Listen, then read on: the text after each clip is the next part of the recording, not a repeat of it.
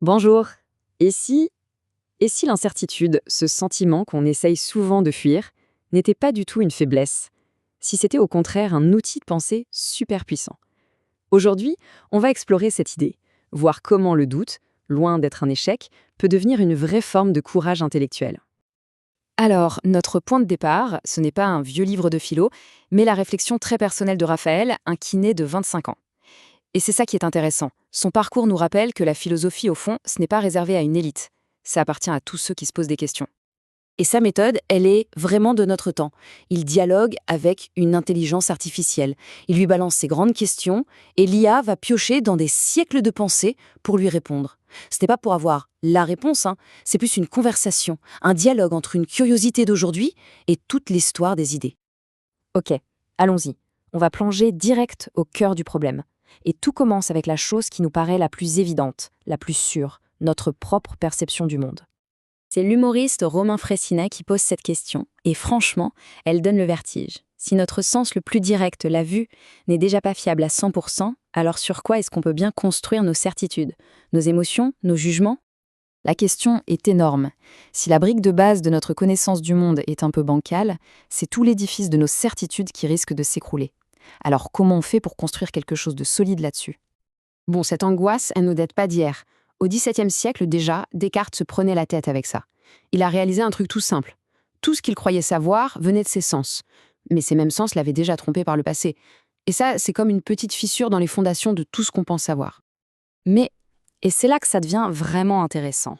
Pour tout un tas de grands penseurs, cette incertitude, ce n'était pas un bug à corriger. C'était une force, quelque chose à cultiver. En fait, il y a toute une tradition philosophique qui fait l'éloge du doute. De Socrate à Montaigne, en passant par les sceptiques grecs, pour eux, le doute, ce n'est pas un obstacle, non. C'est le vrai point de départ de la sagesse. Pour Socrate, tout part de là. Avouer qu'on ne sait rien, ce n'est pas un aveu de faiblesse, bien au contraire. C'est la condition sine qua non pour commencer à chercher la vérité sans l'arrogance de celui qui croit déjà tout savoir.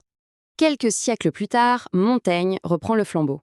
Il fait de cette question « que sais-je ?» le moteur de toute sa pensée. Pour lui, le doute, c'est comme une arme contre le dogmatisme, contre les certitudes aveugles et surtout contre nos propres illusions. C'est une sorte de discipline, d'humilité intellectuelle. Les sceptiques de l'Antiquité, comme un certain Pyrrhon, avaient même un mot pour ça, l'épochet. L'idée est simple, quand une chose n'est pas évidente, eh bien on suspend son jugement. Et le résultat, ce n'est pas l'angoisse du vide, pas du tout. C'est l'ataraxie, une forme de paix de l'esprit, libérée de la pression de devoir affirmer des vérités absolues. Allez, on fait un grand bond en avant, direction le XXe siècle. Et on va voir comment la science, de manière assez bluffante, a fini par rejoindre ces très vieux doutes philosophiques. Et là, regardez, on a une convergence assez folle. D'un côté, on a Kant, fin du XVIIIe, qui nous dit qu'on n'a jamais accès aux choses en elles-mêmes, mais seulement à la façon dont elles nous apparaissent, et de l'autre, Heisenberg, au cœur de la révolution quantique, qui découvre que le simple fait d'observer une particule la modifie. Dans les deux cas, la conclusion est la même. Une réalité pure, objective, non filtrée, nous échappe. Bon, donc, si on est d'accord qu'on ne peut pas connaître le monde avec une certitude absolue, la question qui tue, c'est comment on est censé vivre. C'est là que le problème devient vraiment personnel, existentiel. Nietzsche, lui, va encore plus loin. Pour lui, un regard neutre sur le monde, ça n'existe tout simplement pas. Chaque perception est déjà une interprétation, qui est façonnée par qui on est, par nos valeurs, notre vécu. Ce qu'on appelle des faits, au fond, ce ne sont que des interprétations qui ont réussi à s'imposer. Et Kierkegaard nous ramène à notre expérience la plus intime. L'incertitude, ce n'est pas une théorie abstraite, c'est ce sentiment, cette angoisse qu'on ressent au moment de faire un choix important, sans avoir la moindre garantie que c'est le bon. On est condamné à choisir, mais sans filet de sécurité. Alors on fait quoi?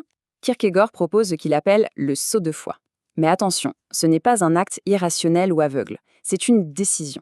La décision consciente de s'engager, d'agir en dépit du doute. C'est l'idée de transformer cette incertitude qui paralyse en un moteur pour l'action. Ok, maintenant rassemblons un peu toutes les pièces de ce puzzle pour voir où tout ça nous mène. Finalement, tout est une question d'équilibre. On est comme sur une ligne de crête. D'un côté, trop de certitude et on tombe dans le dogmatisme, incapable d'écouter qui que ce soit. De l'autre, trop de doutes et on tombe dans le nihilisme où plus rien n'a de sens ni de valeur. Le chemin, il est entre les deux. Et cet équilibre, il n'est pas juste personnel. Il est politique, il est essentiel à la vie en société. C'est Hannah Arendt qui a très bien montré ça. Pour vivre ensemble, il faut être capable de douter un peu de ses propres certitudes pour essayer de comprendre le point de vue de l'autre. Sans ce doute initial, il n'y a pas d'empathie, pas de dialogue possible. Voilà, on arrive à la conclusion. Dans notre monde actuel, saturé de gens qui hurlent leurs certitudes, avoir le courage de dire « je ne sais pas », de rester ouvert, de continuer à chercher, eh bien ce n'est pas de la faiblesse. C'est peut-être même la forme la plus juste de lucidité. Ça nous laisse avec une dernière question et elle est cruciale pour aujourd'hui. Que se passe-t-il quand ce doute fertile, ce doute qui ouvre l'esprit, se déforme et devient une méfiance généralisée, une suspicion qui contamine tout le débat public? C'est une question qu'on est bien obligé de se poser.